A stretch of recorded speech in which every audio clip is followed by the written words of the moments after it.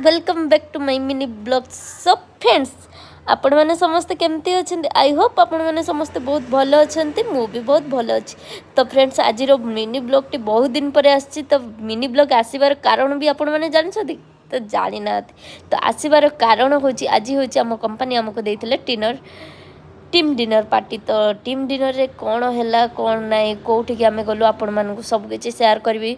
तो आपण मैंने देखु तो आम आसिक पहुँची जाइए। फास्ट मु ऊपर फ्लोर को जाइली आठी देखिपे लोकेशनटा बहुत सुंदर थिला। तो तापर मु पलि आसती तल को आसिक देखु पाखरे केते सुंदर जगहटा देखा जाए। एत सुंदर जगह देखा जाए जहाँकि मोपाई स्वप्न हुए कहीं मुझे सुंदर जगह को केबे आसी ना।